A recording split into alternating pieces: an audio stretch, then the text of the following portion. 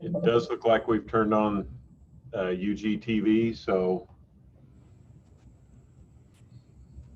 we're showing the health department conference room as the center point of the camera, and then if you speak, you'll probably get highlighted to be brought up on screen.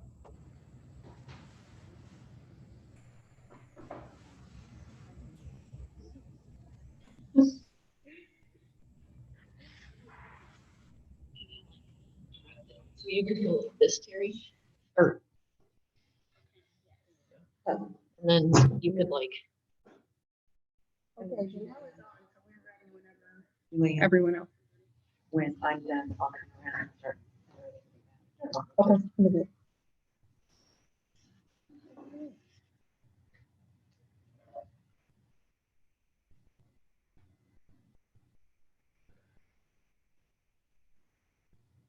You guys have to do roll call?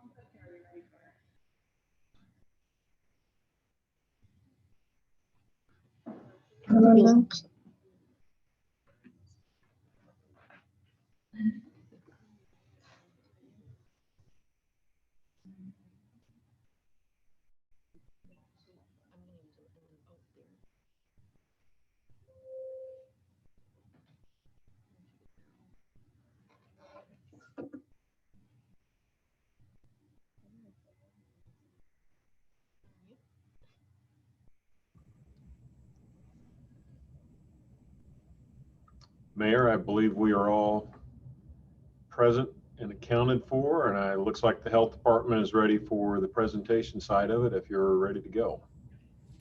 Very good. So before I call the meeting to order, again, I want to announce that due to COVID-19, we have individuals attending by way of conference call. All participants joining by phone should mute their phones, their computers, their microphones when not speaking, of course, to avoid background noise. During the meeting, please make sure that you announce yourself by name and title every time you speak so that the public that is participating knows who is speaking. This is critical given the number of remote participants and his current guidance from Kansas Attorney General. I'd like to call the meeting to order. Thank everyone for being here. Would the clerk please announce the meeting and call the roll? A special session is being held on Thursday, April 16th, 2020 at 5:00 p.m. for a Board of Health update. Roll call. Markley. Here. Walters. Here. Philbrook. Here. Bynum. Here. Burrows. Here. Townsend. Here. McKiernan. Here. Ramirez. Here. Johnson. Here. Kane.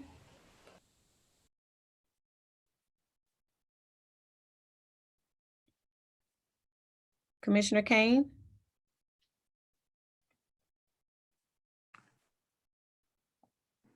Well, we know he's here. Okay, I'll mark him as present. And Alvey. Here. Thank you. So tonight we have an update from the Board of Health, and of course that's extremely important now. I'll turn it over to Administrator Bach. Thank you, Mayor. Doug Bach, County Administrator. Earlier, we had planned to come forward with an update from the Board of Health, as we've been doing these bi-yearly, to come through and update us to everything, all the activities that are going on. As this approached, with this on the calendar, obviously we have a lot more going on with the health department activities than we have previously, or I will say a lot of additional focus and attention that's going on with the activities in the health department. So today they're going to come forward and give an update of where we are with COVID-19, and then talk about a few other matters with the health department. So with that, I'm going to turn this over, I believe, to our interim director, Terry Garrison, to begin the update. Thank you, Doug. Welcome and to our Board of Health meeting.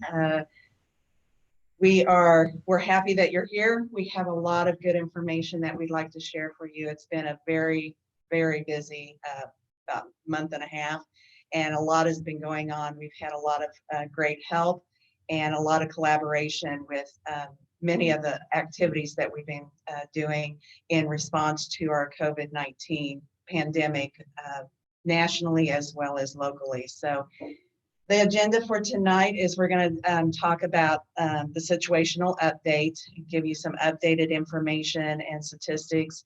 We are also going to talk about the strategies that we have implemented to date, several things to try to help squelch some of the infections that are going on.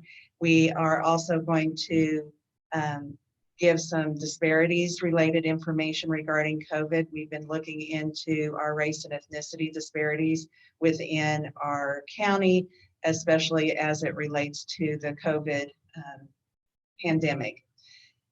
We're also going to talk about needs among the community as well as needs among here at the health department as well. And then our next steps, how we move forward from this. So those are kind of our agenda items for today. And obviously we'll have questions and answers during the presentation or even afterwards. You're welcome to raise your hand on the computer. So the first update that we would like to give is, of course, just our case counts. To date, Wyandotte County has had 377 positive cases. We have experienced 31 deaths in our county. When we look at that across the metropolitan area as well as across the state of Kansas, it's very significant to that. Kansas has had 1,494 positive cases with 76 deaths. But when you put that into a rate per 100,000 population, it equals 51.36 cases per 100,000. For our neighbors next door, they have had 343 cases with 22 deaths, which equals to 58 and a half cases per 100,000 population. And their population is about 4 times more than what ours is here in Wyandotte County. So it's a much larger population, and they've had less cases as well as less deaths than what we have experienced in Wyandotte County. Kansas City, Missouri, again, a much larger populace than what we have in Wyandotte County.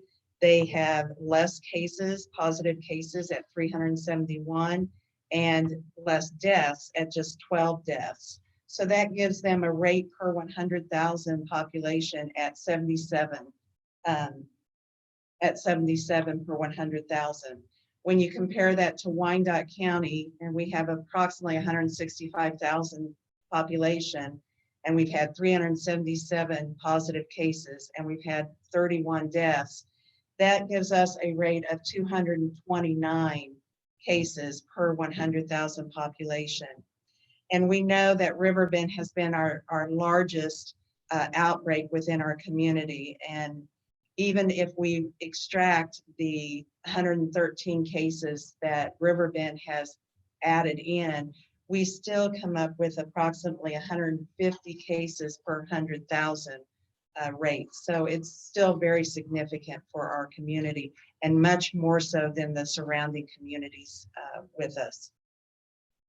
We've also had, as many of you know, we placed a self-reporting survey on our website for individuals to be able to go on and self-report, especially early on when testing was not as readily available. So we placed the self-reporting form on the website so individuals could go there and would get a return phone call from a health professional to talk with them about their symptoms, how that related to the COVID infections, and what they needed to do to protect themselves and their families. And to date, we've had 443 individuals go to that self-reporting site and do the survey.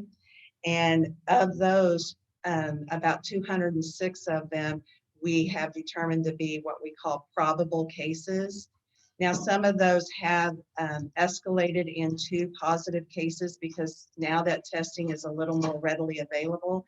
We have moved, we have in fact tested some of those probable cases and moved them into the positive, and we've not yet tweaked those out as yet, but we do plan to as we keep looking at our data.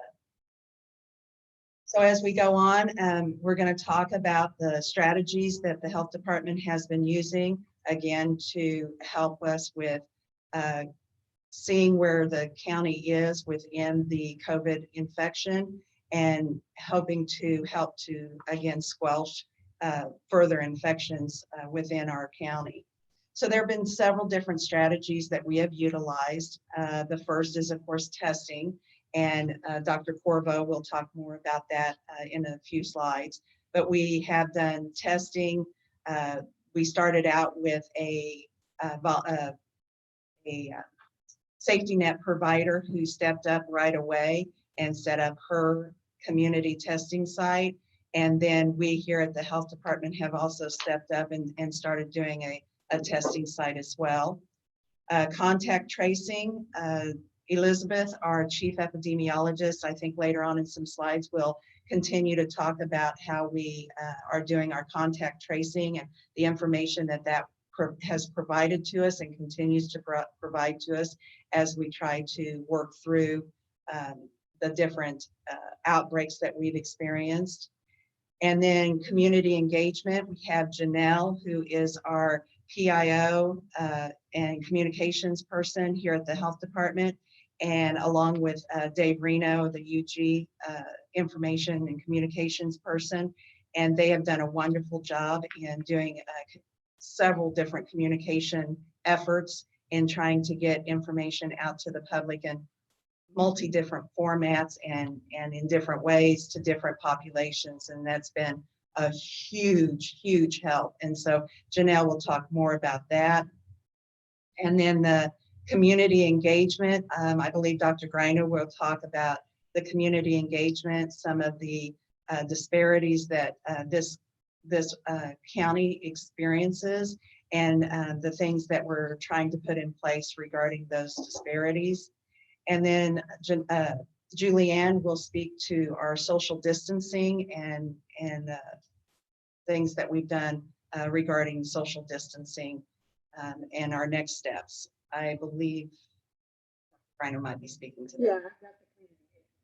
Yeah. Oh, sorry. Okay, I got that backwards.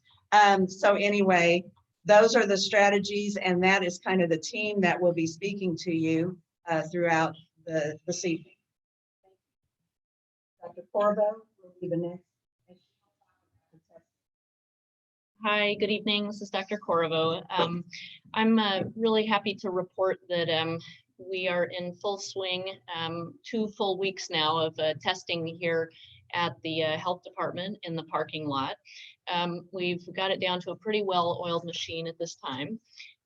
We're combined with some of our UG clinical staff, and we also have several resident physicians from the KU Family Medicine Department who have come to help us and are swabbing some noses for us and supplying us some work. So that's great. I'm happy to report that we've got adequate PPE from the state, and so we feel like our supply is good there. Regarding test kits, we have about 500 test kits that are made and ready to go. I think by tomorrow or possibly Monday, we'll have about 2,000 kits ready. So we've been doing this in an effort to really ramp up our testing capacity. As you can see here, we're testing Monday through Friday in the hours of 1 p.m. to 5 p.m. We have partnered with a local lab called Cinechips Diagnostics. They're fantastic. We have been able to turn our test results around within 24 hours from day one. We appreciate the funding from the UG, which has allowed us to purchase these tests, and we're offering the tests free of charge for any of our community members who may need to be tested. We have really relaxed our criteria. There's been a bit of a change of who we're testing. Certainly, we're continuing to prioritize our first responders and those people who we know have been exposed to positive cases, and that number is growing.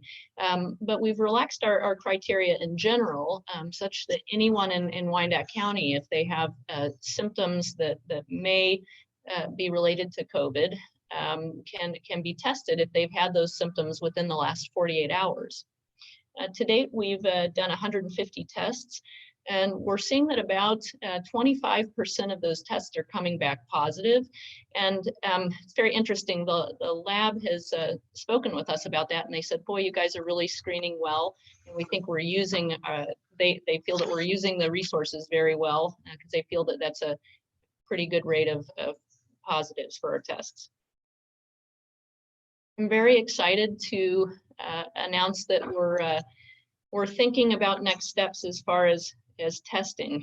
Julianne and Dr. Greiner and the team here are going to get into some of the health equity work that I think is some of the most important work that we're doing right now. But in concert with that, we're quite worried that we need to reach out beyond the parking lot of the health department and beyond the lot for our partner provider, Dr. Sharon Lee, and really get out into other neighborhoods in Wyandotte County. And this has been a suggestion from some of our community leadership. And they've offered a few different sites at this point, although we haven't settled on where we might do our pop-up testing. But I think that's going to come about by this coming Monday. So we're going to be, again, out in the community, partnering with Vibrant Healthcare and doing some pop-up testing at community sites. And we hope that that'll help us get more of our community engaged in this process. And we're especially interested in reaching out to our Latino community members in that way. We are considering as a team here, if we were to have a number of tests available to us, what could we do with them? We've been reaching out to several private companies and still trying to get our hands on more and more tests. And we're hoping that we can start to do some testing of our asymptomatic community members in that we could try and understand how widespread this virus is in Wyandotte County. We're thinking about this in terms of creating a stratified sample of the community and hoping that we can go there maybe within the next week or two. And with that, I'm going to turn things over. Next slide. Here we go. Oh, Elizabeth, are you on? Yeah, can you all hear me? Yep. Thank you. Okay, so I'm going to talk a bit about the contact tracing that we've been doing here at the health department.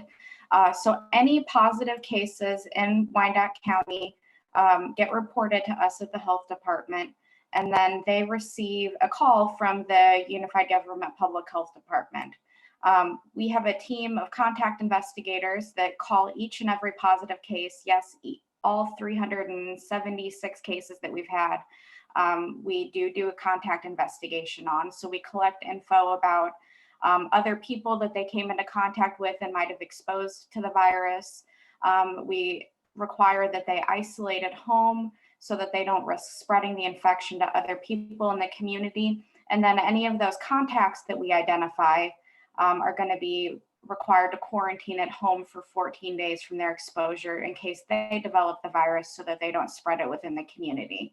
And contact tracing is a proven method that is used all across the country to prevent and try to control the spread of COVID.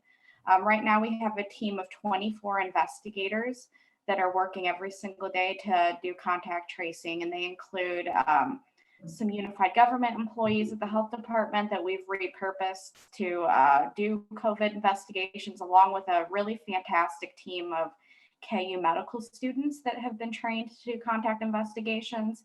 And so we're really thankful for that partnership with the KU medical students that has really enabled us to do contact investigations for all of the cases that we have in Wyandotte County. I also wanted to talk about some clusters or outbreaks that we've identified. Each day, at the end of the day, all of the contact investigators have a meeting where we discuss, common exposure places, common workplaces, things like that, to try to identify clusters or outbreaks within our community. That's another way that we can control the spread, is by identifying these clusters and outbreaks. Of course, the biggest cluster or outbreak that we've identified is Riverbend post-acute rehabilitation, which you've probably seen in the news and things like that. This is actually the largest outbreak identified in the state of Kansas.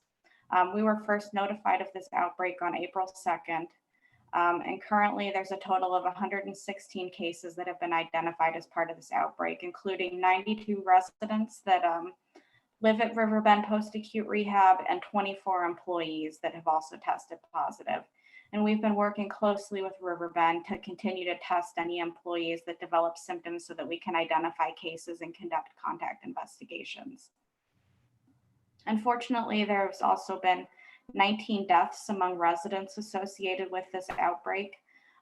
This is a very vulnerable population. A lot of them are elderly. They have other comorbidities and chronic health conditions that have left them very vulnerable to COVID. So it is unfortunate that we have thus far seen 19 deaths with this outbreak, and we do have a number of residents that are still currently in the hospital that we're continuing to monitor. And we do continue to work with Riverbend on a regular basis, having regular conference calls and getting updates from them on a daily basis. In addition, the Kansas Department of Health and Environment, their epidemiologists are also working with us in Riverbend to monitor this outbreak. We've also identified some clusters among churches in our community. One of the biggest outbreaks that we've identified is associated with an Eastern Kansas Ministers Conference that took place at Miracle Temple Church on March 16th through 22nd. With this outbreak, we've identified 44 cases across Kansas, among different counties within Kansas. This was a big ministers event where people from all over the state of Kansas came to Wyandotte County to attend. 16 of those cases reside in Wyandotte County. And unfortunately, across the state of Kansas, there's also been 5 deaths associated with this outbreak. In addition, there was a gala that occurred on March 14th at Rising Star Baptist Church that we identified 7 cases and unfortunately 1 death associated with this. Before we move too much further, Elizabeth, Commissioner McKernan has a question. I think he might have had it on a slide or 2 back. Okay. Well, I'm sorry to interrupt at this point, but it was going back to Dr. Corvo. I had a couple of questions about testing in the community. Yes, sir. I was just curious if we know at what number of tests, and this presupposes that we can get sufficient test kits, but at what number of tests will we be reasonably satisfied that we have a representative sample of Wyandotte County and we have wrapped our brains around how deeply this has penetrated into the county? Well, that's a good question. I'm working with one of our PhD public health colleagues at KU to help identify a sure number. I think we're dreaming about a kind of a 10% sample, 10% of the population size. That would be pretty big, but I will have more information about that, I think, within the next day or 2. So if we had to guess, at what % of the population have we tested so far? Less than 1%, less than 0.5%? Oh, that is a very good question. It's hard to know. Probably less than 1%. Yeah, I don't even. It's hard to know because we don't get the negative. Then I guess another question would be, do we believe that there is the availability of sufficient test kits to test deeply enough to get that broad representation or not? Yes, we do believe that. And, in fact, we have a couple leads on that would be some private investors in the city have been very interested in this. And we're working with some of our insurers as well to hope to get our hands on those. And so I think that this is going to be a reality. And as soon as we get those numbers, I think we'll be able to ask for more specifics in terms of number of cases. And this last question will be totally speculative, but I'm curious if we have any idea how long it might take us to reach that number of tests. That is a very good question. I think that working alongside our equity group and many of our community leads and organizations would be a step in that direction. I think that we would have to say, all right, we're going to blast this out and we're going to test, you know, as much as we can based on our stratified plan here for the next, say, couple weeks, and go from there. I don't know if Dr. Greiner may want to give some more insight or We others. cover a little more on some more of this. Commissioner. All really good questions. Okay. Dr. Greiner, were you going to add anything to that, or we can move on? We got a few more questions. Okay. Commissioner Bynum? Yes, thank you. So with regard to the testing, and Commissioner McKiernan's question of what percentage has been tested so far. So the numbers on your earlier slides of tests completed, then do those not take into account tests from private physicians, or they do? That is correct. They do not take those into account. Numbers are only what we can report from our health department testing. So private physicians in Wyandotte County providing testing are not reporting those completed test numbers anywhere? That is, well, of course, the positives we know about, but they're not reporting, or it is not necessary that they report, for instance, to us, the number of tests that they have completed. I will say that there is a move within the community, and actually we're speaking a lot with Dr. Lee about this, who has also opened community-based testing in Wyandotte, about keeping a list of all of the patients within our community who have been tested. We do feel that it is a need to understand this better. So we're trying to set that up as quickly as we possibly can. And I think we have some partial information, although it's incomplete, and we didn't feel that we could present that. Okay, you know, just to the point that if the other physicians in the county that are providing testing are not reporting those numbers to any one place, then we really are going to have a difficult time ever knowing, to Commissioner McKiernan's question, what the penetration is of testing of Wyandotte County residents.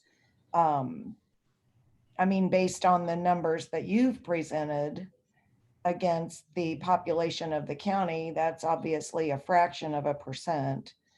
And then my second question is simply this: at some point during this presentation, could you just share for the public the components that are needed in order to complete a test? And what I mean by that is, you need a mask, you need PPE, you need a test. You know, if you could just walk us through all the different components that are needed in order for testing to occur.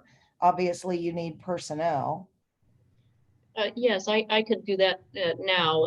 Yes, so we need, you know, a person, first of all, who knows how to obtain a nasopharyngeal swab, which is different than just a regular nasal swab. So a skilled personnel. They need to be dressed in full PPE, which means a gown and gloves. They need to have an N95 mask. And then on top of the N95, we're having our personnel place a surgical mask there. They need to have a face shield as well. Oh yes, Terry's going to take us back to the slide and show our volunteers there.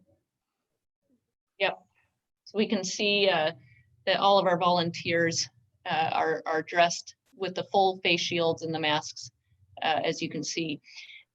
After a person has been identified for testing, they're given an appointment to come to the drive-through. They drive up, and we have a swab and then a small tube of either saline or what we call viral media.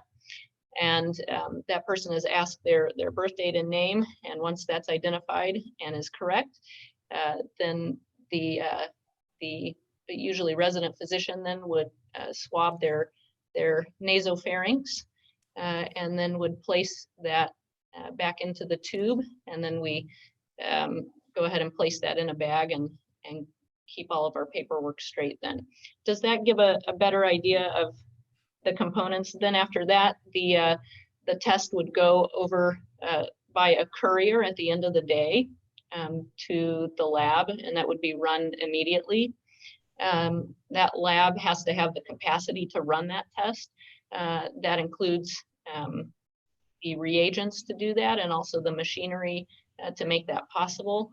We think that our lab has more capacity now than the test that we're completing, which is a good thing, so we can ramp up our testing. That's certainly not a bottleneck.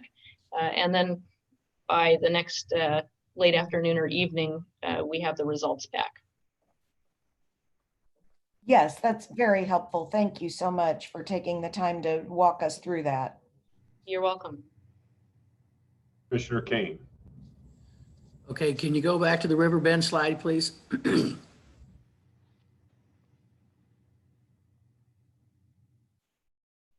Okay, first I want to start out that a constituent has asked that the Northeast area have one of those pop-up deals so we can test down there.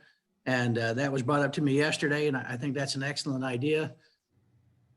And then I want to talk about communications, because I know that these folks are doing a pretty good job, except 30%, maybe to 35% of the people don't have access to a computer. And I know we're going to send out the citizen fairly quick, but I believe we need to send a letter to all the homes, all the apartments, all the businesses, and everybody, and say, here's what we're doing. And that might be expensive, but the community is I'm getting more calls now saying we don't know anything about what's going on. And I guarantee you my in-laws don't have a computer. And it's frustrating for me when I keep saying we need to communicate with everybody. And there's a whole lot of people that are my age that don't look at a computer, and that they would rather see something that says, here's what's going on in Wyandotte County.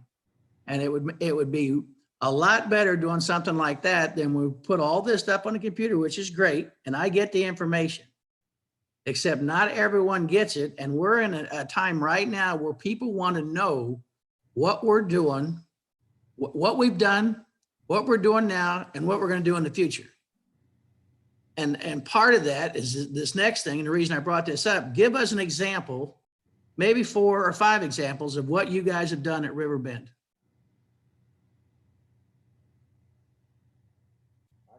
So would you like us to start by talking about communication strategies, or go ahead and jump into the Riverbend questions? You pick which one you want to talk about. Well, I'm Janelle Friedman. I'm the Public Information Officer for the UD Public Health Department. I can speak a little bit to the communications. I will let my colleagues speak to Riverbend, though I can jump in if needed, because we did recently put together a report about that.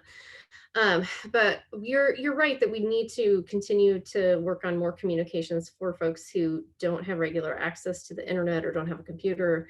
And that's something that we have done a bit of, but we are looking at other potential strategies for that. So you mentioned direct mail. We do have the citizen going out soon, and we've talked about the potential of doing some other kind of mailer, something that would hit people's mailboxes with information. We did have some flyers and posters that were printed about the stay-at-home order when that was pretty new, that was distributed to a lot of local like essential businesses that would remain open, or other organizations where people would see those things.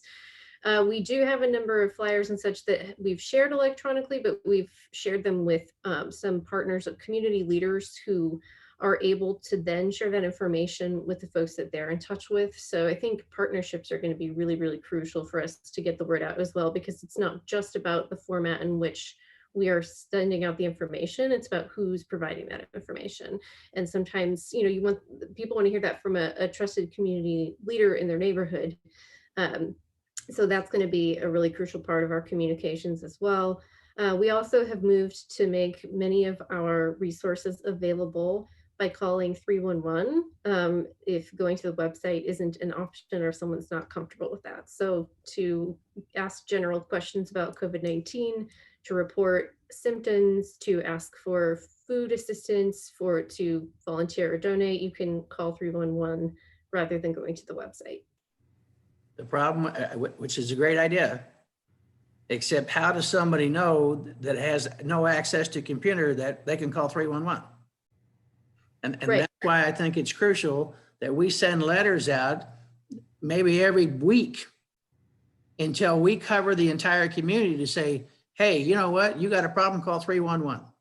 And I really think that's a good idea, but we're not reaching enough of the community, because I'm telling you, it doesn't matter where I go, people are saying, what are you doing? And what are you hiding from us?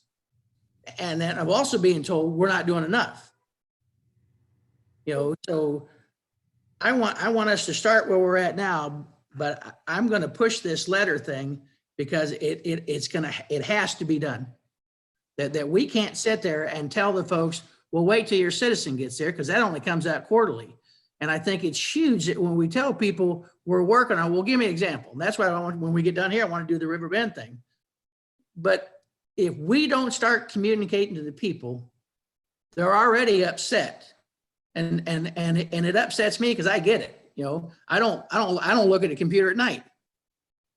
But we have got to get better at communicating to the folks that we represent, so we can let them give them the best information possible, so that they understand, here's what you guys are doing, here's what the health department doing, here's what the doctor's doing, and we're working in conjunction with the governor, we're working with the mayor, we're working with all the entities, but they don't know this.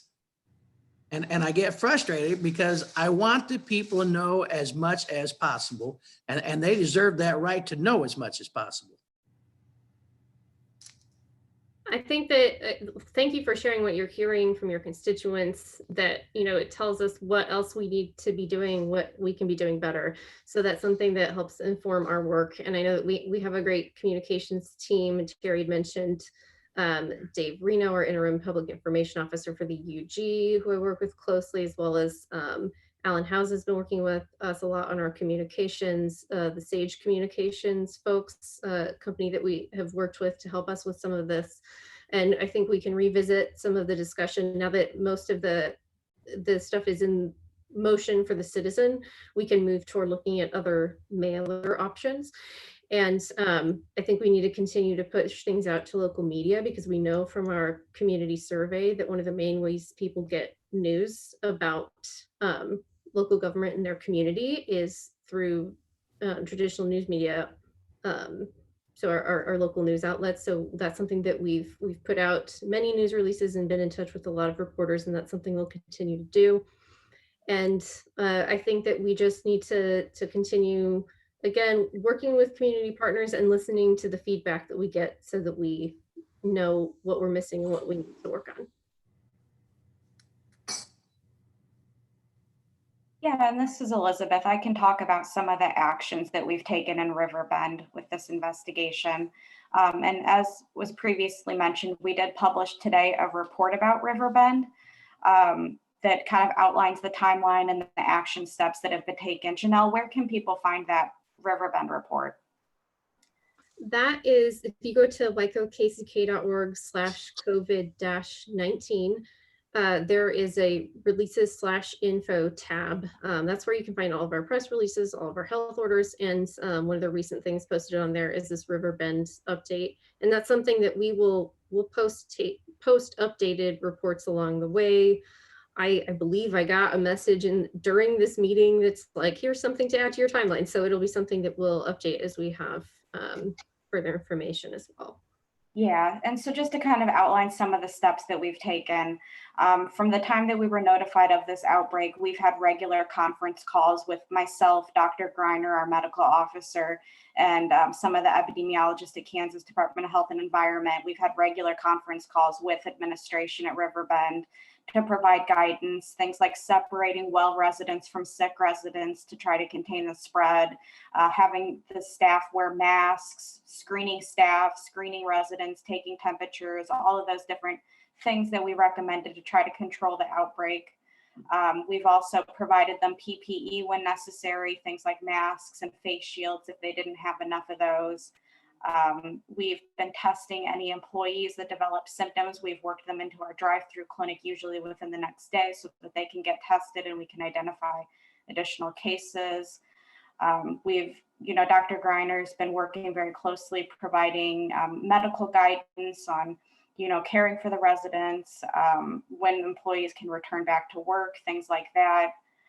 So those are just some of the steps that we've taken during this Riverbend outbreak. And I would encourage people to view the report as well for a more complete timeline of everything that we've done. We've also worked to try to get them more staff because they had issues with staff quitting and being short-staffed, getting them connected with cleaning companies to come help provide those services as they had employees quitting. So those are some of the steps that we've taken. You know what? I think that the thing we need to do right now is get a flyer and send it out within a half mile of that place to every house that's there, even if we have to walk it and put it on their door, to let them know that we're doing, because people that live by there are afraid they're going to get sick. And that's a starting point, but people they're like, oh, I just live right down the street. What if the wind blows this way? The wind blows that way. They see people walking in there with no mask. They see family people in the parking lot waving at their loved ones with nothing on. Yeah, that's not really a way that this virus would be transmitted from person to person, is such long distance contact. It really needs to be within 6 feet of the infected person for 10 minutes or longer. You and I know that, but the surrounding community doesn't. Yeah, so that is a good point.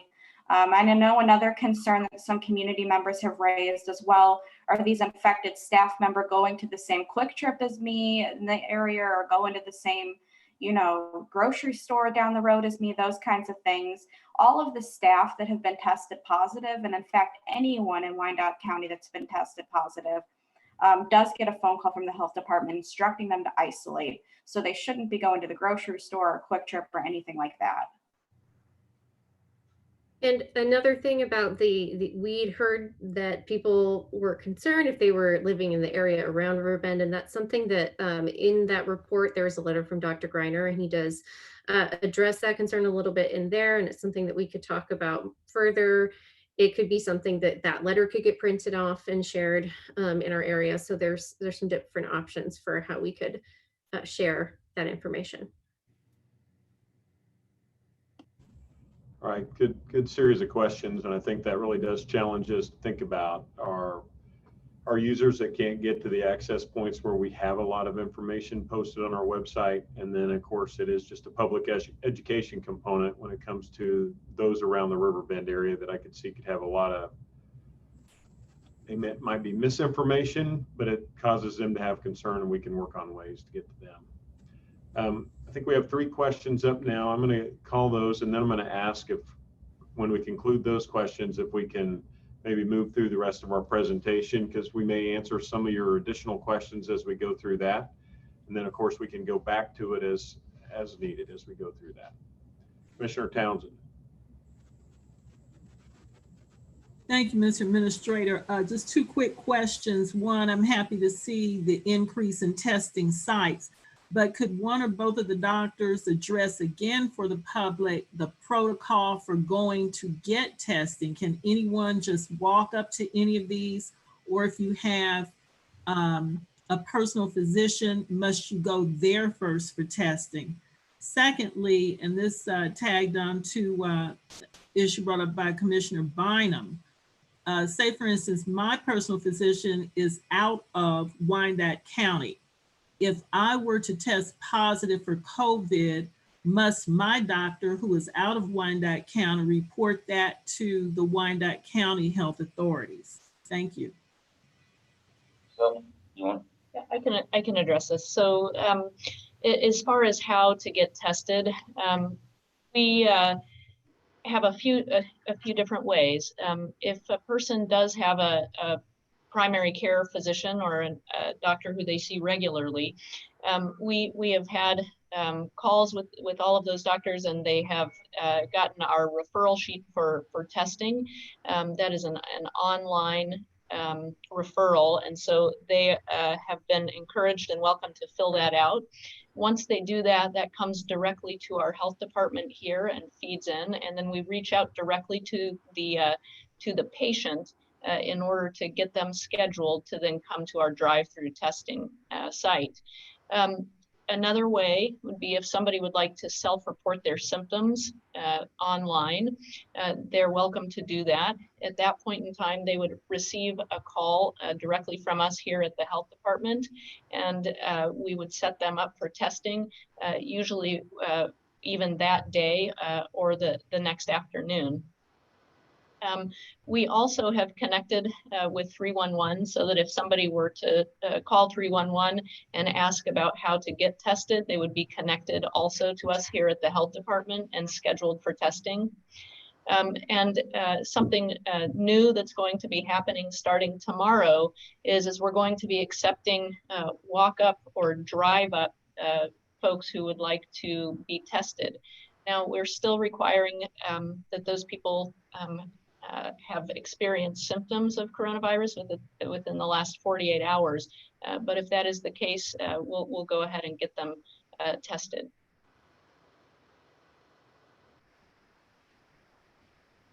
And as far as Thank you.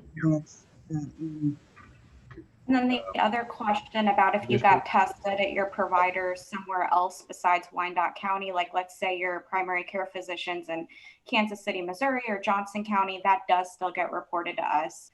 All positive tests are reported to Kansas Department of Health and Environment. And then from there, Kansas Department of Health and Environment funnels those positives to the local health department. So we do receive all tests regardless of where they were tested. Thank you. Commissioner Ramirez. Thank you, Mr. Bach. With the citizen, is that sent to every single person, or do you just have to sign up for it? I believe that it's every residential address in Yes, we Wyandotte. send it out to 63,000 different households. So it goes to owner-occupied rental housing all across the community, and we try to redo our list every time we send it out. Okay, and is that going to be put in Spanish as well? Because I know you had mentioned in the past that a lot of this citizen is going to be mainly focused on COVID and a lot of information. So is that going to be put in Spanish as well? Yes, we were able to put quite a few of the articles, not every article, but I believe everything that we did related to COVID-19 does have a Spanish section as well. Okay, and I know this will probably be something you will do, but I'm going to ask it. That any communication that either be it online or on paper also have a Spanish component with it, because my district is a big portion is Hispanic, and that helps lower the inequity in our community is when we're able to effectively communicate with everybody in that community. So that's all I ask, is that any communication that's put out is also put out in Spanish as well. Thank you. And we have been working to get our materials available in both English and Spanish. I think that the large majority of what we've put out there has been in both languages. There are a couple of things that we were having a little trouble getting Spanish translations if it was like a legal document, like some of the orders, the public health orders. There was a bit of a delay in getting some of those translations, for instance, but it's something we're looking at. And we're also looking at getting more materials in additional languages beyond English and Spanish. We do have some materials in some additional languages, but that's something that we need to continue to increase. Thank you. Mayor Alvey? No, thank you. Actually, it was addressed. Thank you. Okay. We'll go ahead and catch Commissioner Burrows, and then we'll go on with our presentation. Commissioner? Thank you, Doug. I know you want to get moving. Might I suggest goes back to Commissioner Kane's comments in reference to communication. I know the mayor had a contact with all of the local faith-based communities. That might be a way to start rolling out the information on every other process or an everyday process so they can communicate as quick as they possibly can to their followers. But I guess we might consider engaging our local school districts. They are doing at-home teaching, and it may be an opportunity for our school districts to help put this communication out into the districts. That would cover the entire district with most families that are struggling with this health crisis. Thank you. I think that there's been some communication with school partners, some of our contacts at the school districts, but that's something that we, a partnership and a resource we could tap into a bit more. I'm going to make a note about that while I'm sitting here, actually. Thank you. Yes, I have to say that I think they're all linked in to our website and can push people there. I would also say I understand a lot of people don't have laptops, but most people have phones and are able to access that way. So I would have to say also with the faith-based community, even though there are 400 churches, a lot of those churches have not submitted to us email addresses or telephone numbers. So that's been problematic. We're trying to build that database. But all those things, this crisis has, once again, revealed some of the lack of channels of communication that we have. And my final comment would be in terms of using mail. In this crisis, at least, things change not even from week to week, not even from day to day, but frankly, hour to hour and moment to moment. And so the danger is to put information out there that changes just in the last week.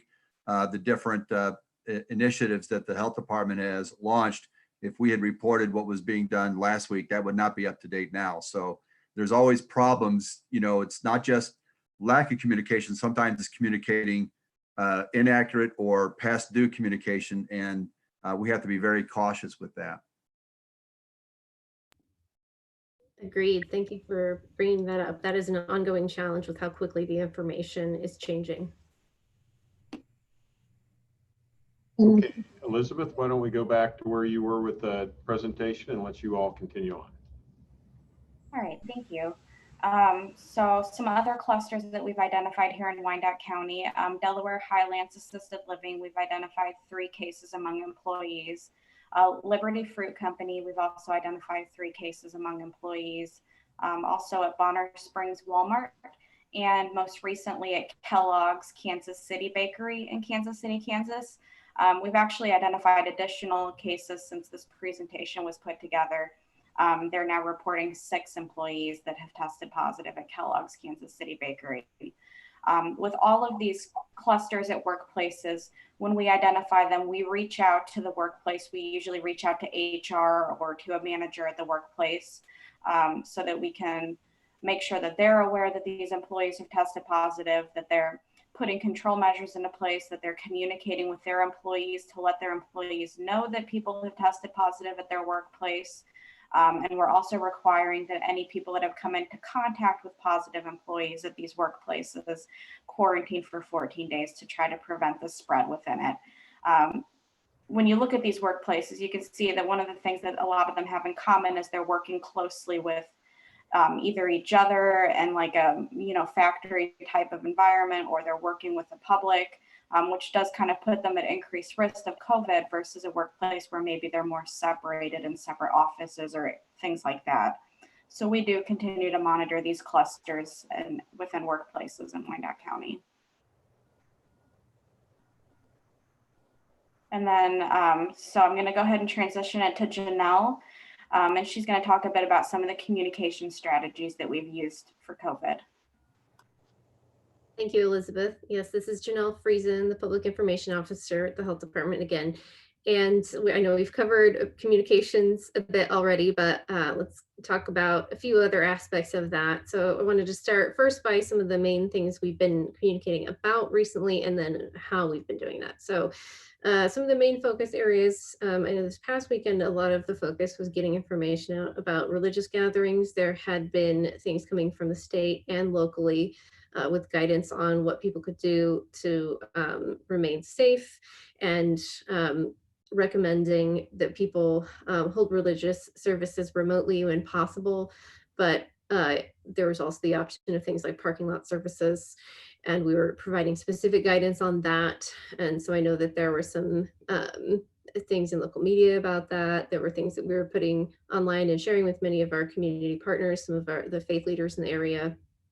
There's been a lot about Riverbend. We're getting lots of questions from the media about Riverbend, as well as just concerned community members. We've been posting updates about the Riverbend numbers and that sort of thing almost daily on our social media. And again, I know there's been a lot of news stories about that recently. And again, we have this report that we mentioned earlier. And of course, the stay-at-home order, that's a pretty big thing right now, since there was the extension of that at the state level, and then discussion regionally about what that looks like as well. And I know that there was a press release that went out about that earlier. And that's something that we'll continue to communicate about to try to clarify, you know, what are essential activities, what are essential businesses, what are not. And testing, I think, is huge. That's going to be a big push right now, because especially as we're ramping up and looking at other testing sites and different ways that people can access testing, making sure that we're getting the word out about that so people know how they can get tested and know that what they need to know about that, and that they'll feel comfortable going and doing that. And then there's a lot about health equity right now, especially in light of the fact that we released data on race and ethnicity, which we're going to talk about more in a little bit. But we're talking about how we're partnering with some other organizations in the area on that. There's a health equity group, a task force that has recently been formed to try to come up with some strategies. And again, that's something we'll talk about in more detail later, but that's just factoring into some of our communications right now.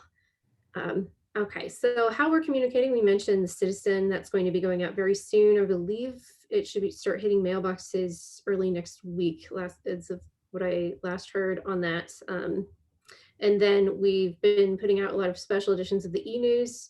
And the Citizen is a special edition where it's largely focused on COVID-19. There are a few other stories in there, but that's the primary focus of most of it. We also, of course, have had many stories in news media, many local reporters very interested in getting messaging out around COVID-19, around things like testing.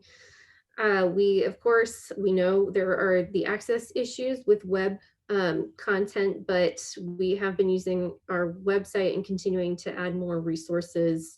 We have our dashboard on there where you can see updated data. People can report symptoms, request food if, say, they're in quarantine and can't go to the grocery store or something along those lines. And our social media, we know, if someone mentioned earlier that a lot of people, even if they don't have a computer, have a phone where they might be using something like Facebook and get updates that way. We have flyers and posters. We mentioned some that we got professionally printed and shared, others that we've shared with partners for them to print and share, however makes the most sense for the people they're trying to reach. And we have most of those materials, again, in English and Spanish, and are working on more that are in additional languages or that have very little text, like the example that's shown on this slide here is one we tried to really minimize the text, but still get the information across. And as I've mentioned a few times, working with community partners is going to be really crucial, because it's not just about the message, but it's about the messenger and who you're hearing that message from. And if it's someone who you know and trust in your community, who's sharing that message, and you're hearing it from multiple different places and multiple different people, then that's how that's really going to sink in. And that's something that we're going to have to continue to work on. So I'm going to hand it off now to talk about the race and ethnicity data. Hi, everyone. My name is Julianne Van Loo, and I manage planning and operations in the health department. I'm sure a lot of you have been seeing in national news as well as in the metro some of the information that's coming to light around disparities as relate to COVID. It's taken us a little bit of time because our state health department does not require that race and ethnicity be reported for positive cases of COVID or any reportable disease. So we've had to kind of backtrack and collect that information ourselves. We now have about 80 to 85% of that data back. And so what I'm going to report to you tonight represents that data. So first, for our Black population, and this really mirrors what we're seeing nationally. In Wyandotte County, about 22.5% of our population identify as being Black. And unfortunately, to date of the data that we have, almost 52% of our positive cases of COVID are from those who identify as Black, and 65.52% of our deaths. Obviously, this is incredibly shocking and concerning to all of us, though not surprising, unfortunately, for all of you on the line and us in the room. These are obviously disparities that are very entrenched and have existed for a long time in our community. And in a time like this, in a time like a pandemic, those things only seem to intensify. So there are a lot of things at play here. There are a lot of years of racism, but there are also, we know this community experiences higher rates of comorbidities, which put them at greater risk.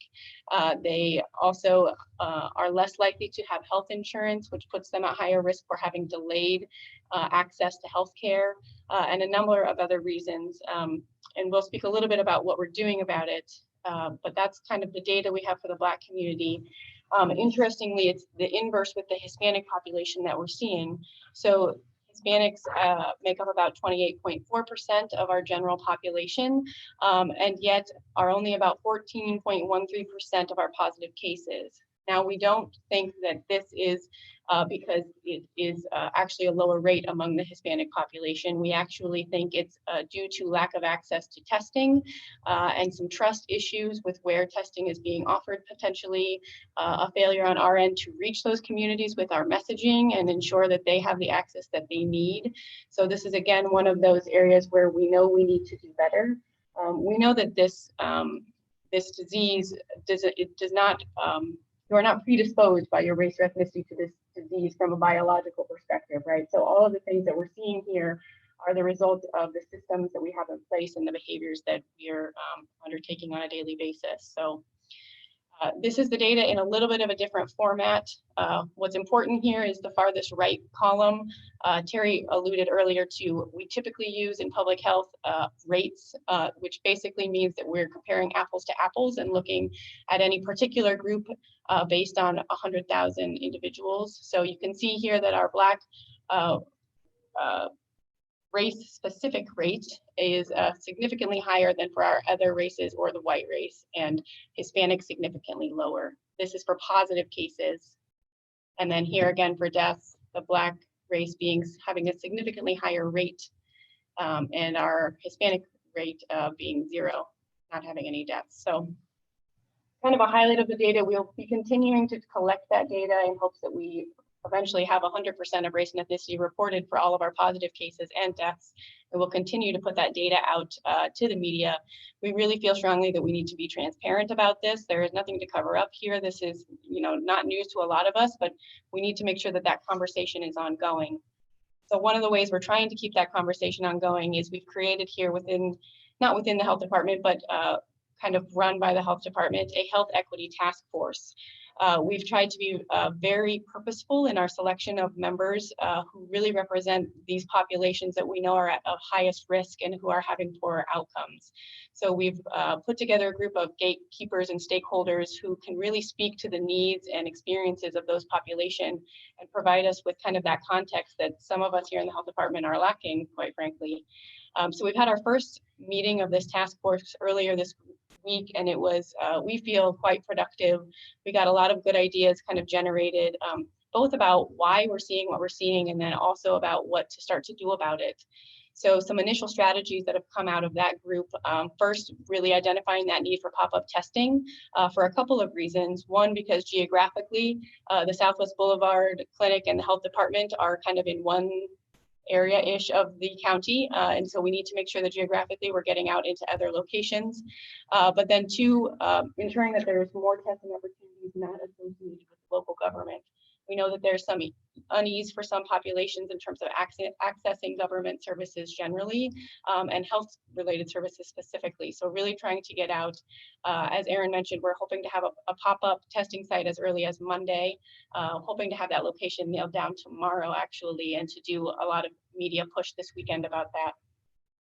Also heard a lot from folks in that group about the need to support non-governmental communication. So we put out a ton of materials in the last several weeks. We know we need to do better at that. There's been a lot of conversation on this call, but we've also heard that we need to provide organizations with these materials that are unbranded by the local government so that they can brand them themselves, and really pass on the message and be those gatekeepers and the trusted kind of sources of information that they are. So we're working on getting unbranded materials to others to brand on their own and to kind of carry those messages forward for us. We're also working on incentivizing testing, especially for high-risk population with giveaways. And what we mean there is trying to, we identified some N95 masks. We're trying to get our hands on hand sanitizer. So giving away some things that might propel people to want to come for testing, but then those items obviously would help the spread of the disease at the same time. We've also worked with More Squared, an organization that is actively making census encouragement calls to get our local Wyandotte residents engaged in participating in the census, so that when they make those calls, people are also hearing messaging about COVID, about the availability of testing, and about what they need to do to keep themselves safe. So just another example of partnership. And then lastly, something really strongly spoken to by both the Health Equity Task Force and just a lot of folks who come in contact with the health department is our need to launch a healthcare kind of COVID info line. We haven't done this to date at the health department. There's a lot of obstacles you can imagine to getting something like this up and going and staffed and really functioning at a high level. But this line would not only be able to answer COVID related calls, clinical COVID related calls, but also we're hopeful have the chance for folks to connect with a community health worker or promotora or other person in the community who can connect them with social resources. Because obviously COVID, the clinical part is only one little piece of how this is affecting our community, especially those at highest risk. So we need to make sure that we're connecting people with job opportunities, with insurance, with a whole host of other things that they're in need of at this time. So these are the strategies originally identified by this group. We're taking on all of these at this time, trying to move forward on all of them. And we can report out hopefully in coming weeks on some of the successes we're having. But we want it to be known that we're really trying to listen to the communities that are giving us feedback and get better as we go.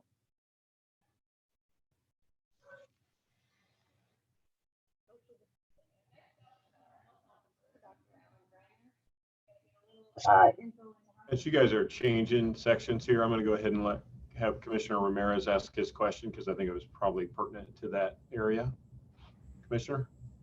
Thank you. Yes, and my question may be answered in time with the health task force you had just mentioned, but it was meant, this was mentioned earlier.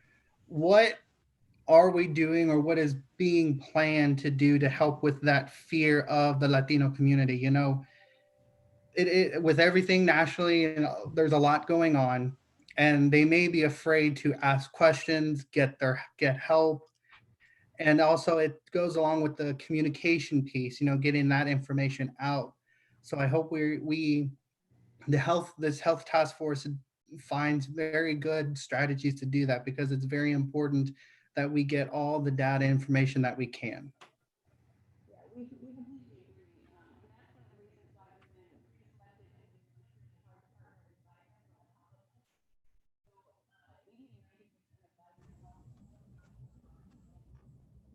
I think there's some audio issues. I think we hear you now, Janelle, or we did. Now you went mute again. I believe Julianne, at least on my end, I couldn't hear what she was saying.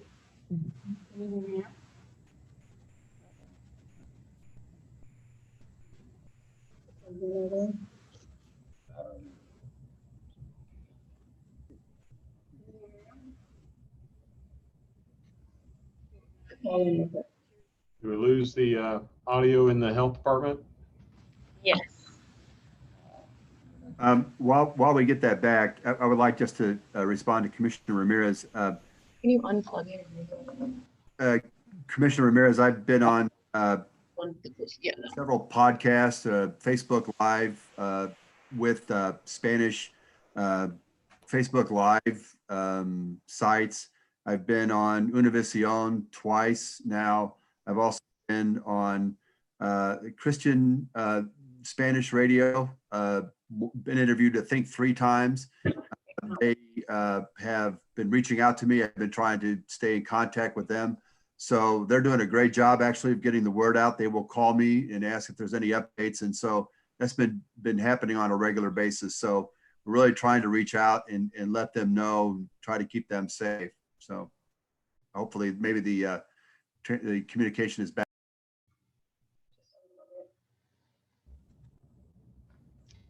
Can you hear us now? Yes, we can. Okay. I'm gonna go without the speaker and get here. I just wanted to make one other comment in regards to that. Oh, I think we lost you again, Julianne. Oh man, real close now. How about now? Okay. Okay. So your question is appreciated. That's why we're partnering with Vibrant to do the pop-up testing rather than having the health department out there doing it. So for those unfamiliar, Vibrant Health, about 80 to 90% of the clients they serve are Hispanic and Spanish speaking. And so they are very trusted among healthcare, as far as healthcare providers go in the Hispanic community. They also have agreed to put together mailers, physical mailers out to all of their clients in relation to their pop-up testing. So we're trying to just use the partners that we know can get into these communities in ways that we can't. And next, oh, sorry, you go ahead. Commissioner, we've also partnered with Juntos, which is an organization out of KU charged with ensuring health for Latinos in our community. And we've worked closely with Mariana Ramirez, who has helped us with multiple interviews. She's also doing many of our translations for us, and her team is helping to direct us, especially regarding some of the questions and concerns in the Latino community. And so it's been very helpful for us to understand those concerns so we can respond appropriately. Thank you very much. Hi, this is Alan Greiner, health officer here at the health department. Can you hear okay? Okay, this microphone problem is messing up our social distancing, and so you're loud and clear now. I'm good. So I'm going to talk a little bit about social distancing and a few other things, and then I think that'll wrap us up.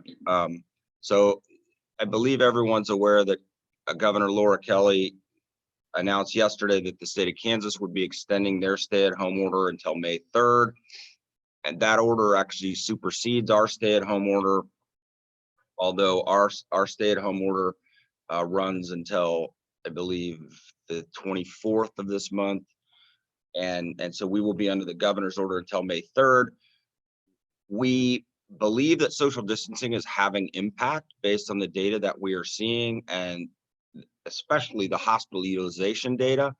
If we were going to have the kind of exponential rise in cases where cases were doubling, tripling over a couple, 3 days, we would be seeing a lot more hospital utilization than we are seeing, where there has been some stability, although it's still a little unclear where the statistics are going on this.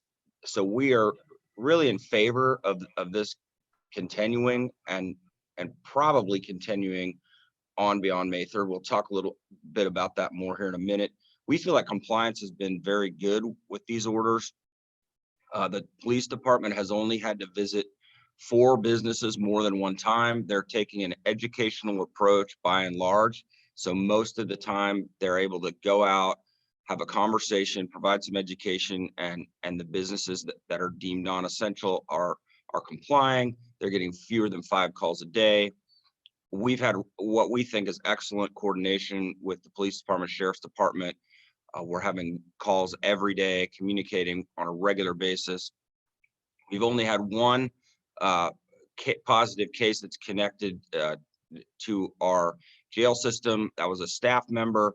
We've had no positive inmates, and we'll be continuing to monitor all of that closely as well. So next step. So you may have seen yesterday and last evening, the local health officers across the Kansas City metropolitan area, we had a meeting the day before yesterday on Tuesday, late in the day. We all agreed, looking at the scientific data, that we feel like May 15th might be a good extension point for our stay-at-home orders. That's basically because in the Kansas City metropolitan area, we believe the peak of cases, the days on which we will have the most new cases reported, will probably be April 28th or 29th. And then our sort of working hypothesis, and again, we are working with hypotheses kind of constantly with this pandemic, and it does make it difficult, but we feel like with the incubation period maximum time frame being a 14-day window. So even though the average incubation period for this disease appears to be 5 days, some people don't show any symptoms until they get to 14 days. So we were thinking, well, we need to go beyond that peak for a full 14-day time period so that we can feel assured that the curve of new cases and the numbers per day is actually going down. Now, state of Kansas peak is estimated to be potentially before that 28th and 29th, and I believe that's why she made the issued her order for a May 3rd release of those stay-at-home orders. But we're going to get a lot more data in the next 7 to 10 days. So the government, our governmental entity is not ready to call a date on this. The health officers did call a date in our press release, and many of you know Kansas City, Missouri went ahead and made an announcement about their governmental approach. But we're not ready to do that. We're working very closely with the hospitals in the county. We've got multiple researchers at KU Med Center that are meeting on a daily basis, redoing models, crunching numbers, trying to figure out exactly how we ought to time this. We do have to see that decline in deaths. We want to see a decline in the number of total patients hospitalized, the number of total patients in ICUs, the number of patients on ventilators, which are those machines that help people breathe when they're having very significant lung disease and pneumonias. We believe by expanding our community testing, as we've talked about already, that will help us have a better sense of what's going on out there and plan the educational approaches and the tracing and follow-up approaches that we need to reduce spread. And we plan to continue that. We do not want to back off of that contact tracing and the quarantine and isolation recommendations that go along with that. So we talked, Commissioner McKiernan asked the excellent question earlier about what would be ideal. And yes, it would be ideal if we could test 10% of the population. I actually put this together last night thinking a little more on the sort of feasibility side. If we could test 2 to 3% of our population, which is around 4,500 people, I feel like that we could get a reasonable estimation of what's going on out there. And we would have to do it though in a way that sort of mirrors our demographics and gets us out across the full county geographically in terms of tests. To do that would require doing about 180 tests a day. And if we were doing that 5 days a week, that would take about 25 days to complete that. But again, this is a little bit of a pipe dream because everything's a moving target. We do believe that we will have partners coming online soon that will offer us free test kits and free test processing.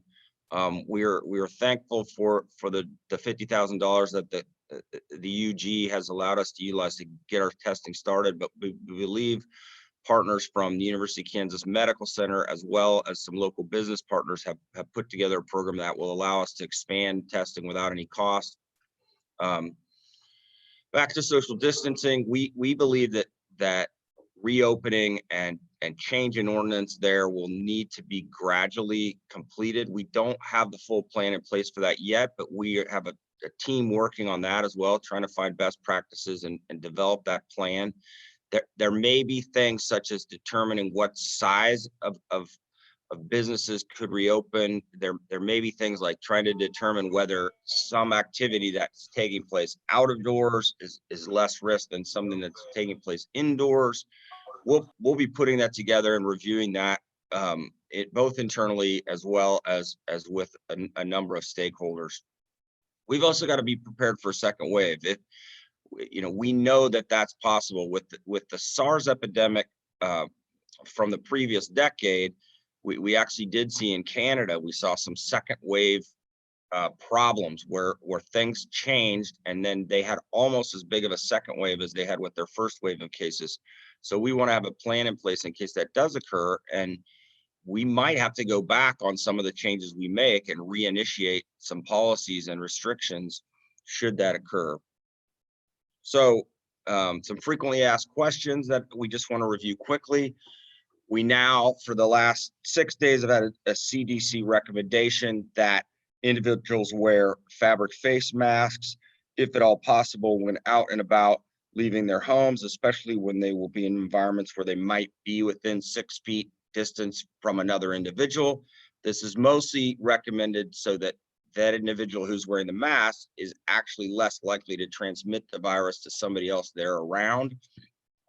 But we do think it's best practice at this point. So we're recommending that to everyone, trying to weave that into our messaging and trying to work with our health equity task forces, as well as other groups to structure that and get that word out in a way that's accepted and understandable.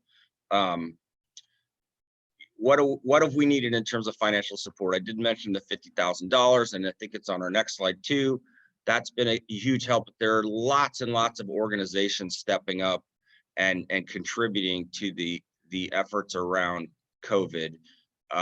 We do have a lot of the resources noted on our website. We're also, as we've talked about, trying to work closely with 311 on these things, but we've got to keep improving our communication strategies so that people know. Partners like Crosslines, who's doing a lot of food distribution. Of course, USD 500 is doing food distribution to some of the families through the schools. We've got major organizations like the University of Kansas Medical Center that's supplying us with a lot of volunteers, as well as we hope soon free testing. And those are just to name a few. There literally are scores and scores of individuals stepping up. We do think that we need additional sources of capital to support our small businesses in the county, and I believe that that's something you all will be talking about later. So what's the estimate of the actual infection rate? We don't know for sure, but the science we've seen that in early published reports suggest that if you have a community, especially with limited testing, you probably have 100 to 130 times the number of infected people of what you're seeing in your positive test. So you could see there that would put us in the 30 to 40,000s in our county alone of positive individuals. Now, many of those individuals may be completely asymptomatic or have very mild symptoms that they don't even recognize as COVID. So we've seen reports of up to 86% of those that are infected have no symptoms or very mild symptoms. And so a lot of those people may not even need testing, but they do need to practice the universal precautions that we're sort of talking about these days. So back up to the masks, one of the reasons to have people wearing masks is they may not know they're infected, but they may be. And so they're protecting everybody else by doing that. So needs, and again, I mentioned the monetary input that's allowed us to get the testing going. We have not at the health department gone back to the unified government and said, here's a request, here's some things we need right now. But we may do that, and these are some of the things we're thinking about. We mentioned in the earlier slide the call-in line that we'd like to put in place, and that we've heard from the community and the health equity task force that would be a very valuable thing. We believe we'll probably need a strong project manager for that, and we will need a team of nurses or community health workers to be involved in answering questions and potentially doing some of the resource related follow-up. We are not sure on the mass testing. As I mentioned, we may have local partners that come forward and can help us, but we are going to need other resources to do this. We've got to have the personnel. Some of that can be volunteer, but some of it will need to be paid staff. We got to have various supplies. If we're out doing pop-up clinics, we may have transportation costs. We may need tents. We're definitely going to need more PPE. We think we're okay right now, but that could be an additional concern. So. Yeah, printing. We've got printing and IT needs, of course, as well. So again, this is evolving every single day, sometimes every single hour. And so we're glad to get these great questions, and we're happy to take more. I know we've probably gone over time by quite a bit, but we just want to thank everybody for their time and listening to what we're doing.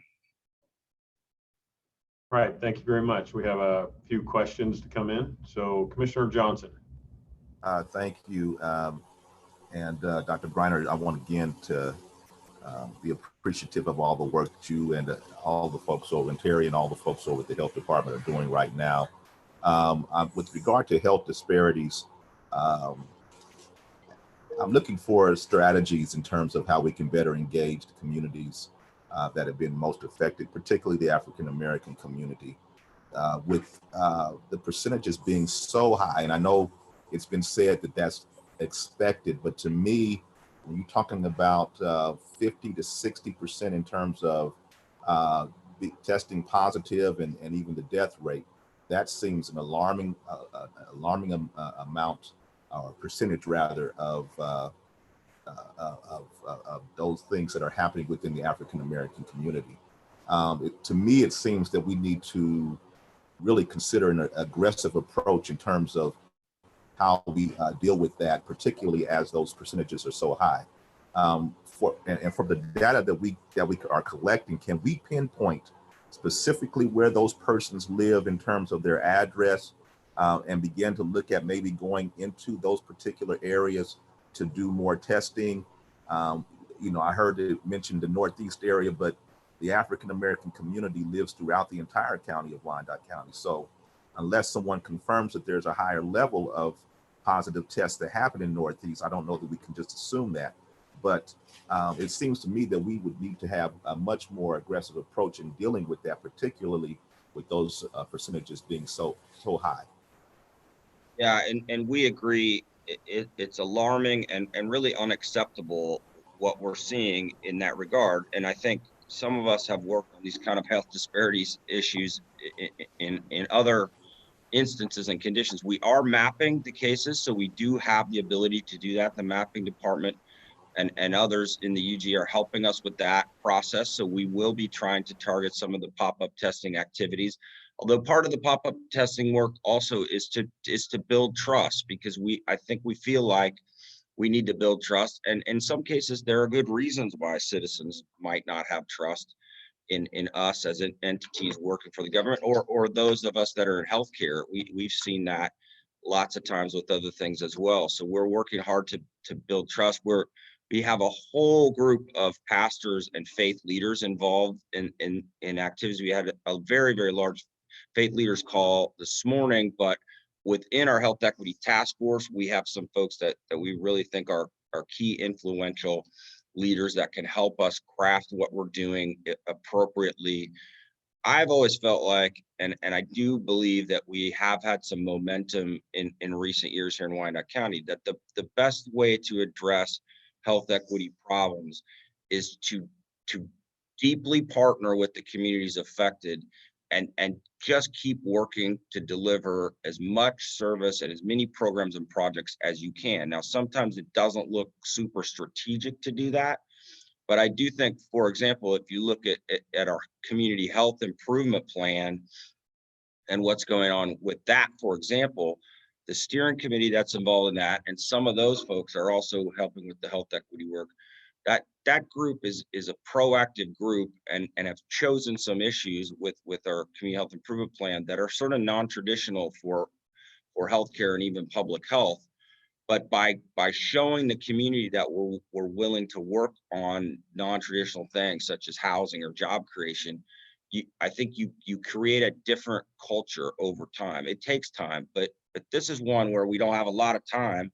So we are really going to try to be innovative and aggressive and have things going. You've heard some of the presentation where we're talking about, well, tomorrow this is going to happen, or Monday this is going to happen. We keep sitting here saying, well, we needed to have done this yesterday, and I don't think any of us who are here are going to stop that kind of approach. There will be times we have to redirect, I think, and correct some actions and take other pathways, but we want to do as much as we can, and I honestly would like to see us be a national model for how we attack this issue and reverse it as quick as we can. Well, I certainly agree with that. And when we get down in terms of, we don't have time to talk about it now, but in terms of specific actions that can be done, I'd certainly be happy to be a part of those conversations because, as you say, we have to turn this thing on a dime right now. This thing is really striking home. This is a maniacal virus that we're dealing with right now. And I don't know about others that are part of my colleagues there, but for me, it's hitting real close to home right now. And we're losing people almost on a daily basis. And so whatever specific things that can be done, I'd be happy to be part of that conversation. We were part of the pastor's conversation this morning. I think we need to continue to try to maximize on that. But if there are other things, I think we need to be very aggressive with that. So I'll stop for now. Yes, thank you. Commissioner Bynum. Thank you, Mr. Bach. I have 3 questions and I'll enumerate them all and then you can answer. First one is with regard to enforcement of our order. We know that we have segments of our population where our law enforcement relationships are fragile. And I wonder if we can say with confidence that when we must respond on a possible enforcement of the order, that we are responding only for that and for no other reason. Second question is with regard to all of our public safety and first responders, do we have plans in place for priority testing for those employees? And my last question is, I guess, more of a suggestion as we look toward reopening our community and our economy, can we look to the businesses that have been open, for example, the grocery stores, for some safety measures that can be taken as we look to reopen other segments? I think maybe our grocery stores might be showing us some ways that other retail operations could potentially open. So with that, I will let you answer and just conclude by saying a sincere thank you to every single unified government employee, because I frankly think you all are amazing and you're making me very proud. So thank you. Thank you. I think your last suggestion is a great suggestion in terms of involving businesses that have stayed open. And in fact, we were just talking this afternoon about mechanisms to have a planning group to work on the reopening issues. So that's a great idea that I think we will incorporate. On the second issue, absolutely, first responders are prioritized for testing. We can do that here. KU Med Center has been doing that throughout the epidemic. So even though they mostly restricted their testing to patients that are hospitalized there at the hospital, they've also allowed us to shuttle first responders there. So that's not going to change, and that will continue. And then to the first point, I think again the PD and sheriff's office could speak to this probably better than we can, but we did hear today that I believe crime is down 15%. I know that they are not pursuing certain cases and not trying to arrest individuals that would then end up in jail for crimes that they see as sort of lower level crimes. And again, they could probably provide more details, but that's radically reduced the population in the justice system in the last few weeks, which I think is really good because we're very nervous about that population in close quarters. And they've taken a fully educational approach with all of this and really worked with all of us closely on that. I think they realize that they've got to be engaged just like we do in the trust building work, and try to help people understand that some of these things we're recommending and putting into law are really for people's own safety and the safety of their friends and neighbors and families and elderly relatives who are the ones that are at super high risk. So I think all of us here have been really happy with that collaboration. Dr. Corvo and I went over to PD. It's been a week and a half, I think now, and did a whole town hall with the entire force on televideo, and I'm sure we'll be doing that again soon. And we're really working together closely. So. On the first responders, we have also, though most of our testing we have kept for the Wyandotte County residents, in Bonner and Edwardsville, many of their first responders do not necessarily live in Wyandotte County. So we've expanded to include them in the availability of the testing, even if they're not Wyandotte County residents. Okay, thank you. Commissioner Ramirez. Thank you, Mr. Bach, and thank you to everyone, to the our public health department, who's doing everything they can. You guys are doing amazing work. There's some things we may not know what's happening in the background, and we thank you for that. Just a couple questions. My first one is, and then again, this could probably go back to the health task force that was just created, but what are we doing to target our homeless population? Because they are citizens as well, and they should have the right as every other Wyandotte County and to receive any and all resources that everyone else is receiving. Absolutely. And I don't know if Gordon Criswell is on the call at all, but he has been working tirelessly trying to set up some sheltering that's available for if and when we need to have that available for our homeless that test positive or even just need to quarantine because they've been exposed and things like that. And we are they have the availability to come. And that's one of the things about but having a walk up where they can walk up and have testing, because obviously many of them do not have vehicles to come and get tested through the vehicle and things like that. So that's a piece of making sure that we have the walk-in available, that the homeless can come up and get tested as well. Thank you. And my second question, and this is more geared towards, I would say, Mr. Bach and Mayor Alvey, if there would be a possibility where, and this question came from what Dr. Greiner just mentioned. I believe it was Dr. Greiner who talked about the policing, going back to Commissioner Bynum's question about policing. There was a way, those commissioners, we could have a meeting with the chief of police and the sheriff so that they can go over with us their revised protocol of patrol during this time, so that when constituents ask us questions, we'll have better answers of what their protocol is for right now during this time. We could do that, and I know weekly we're trying to do some updates, commissioners. We could include them in one of our weekly meetings, and that might be a good opportunity for them to come in and answer some direct questions or talk about how they're handling that. So we'll look to coordinate something like that in the coming week or so. All right, thank you. And I do want to add on what Terry said about Mr. Criswell. He has been working on alternate site facilities for our homeless population. Should we get a higher outbreak of those that need to go into some type of quarantine type facility, he has identified several different ones. Ones are much larger scale that we can move on versus ones that can take 7 or 8 different individuals in at some given time. So we are putting ourselves in a position that we are ready to move on that as the time happens.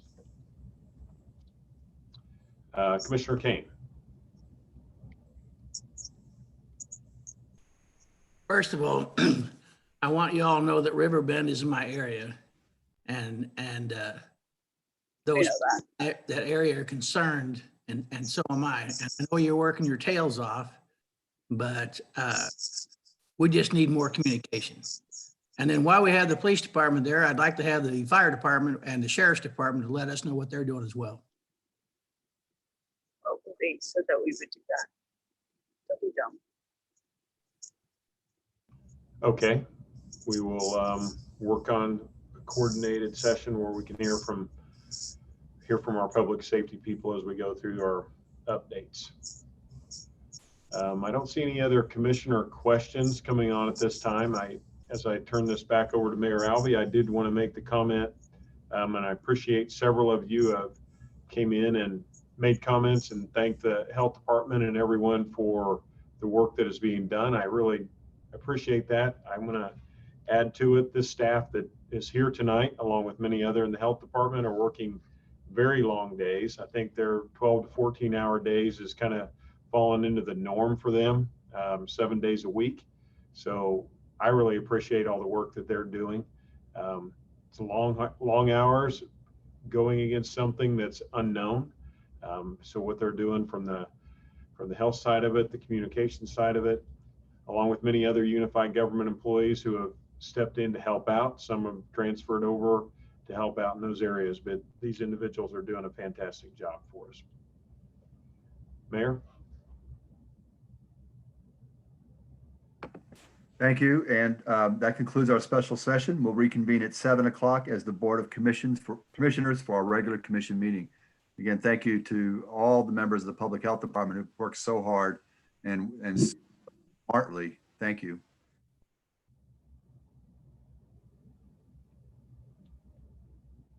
And that concludes. Thank you.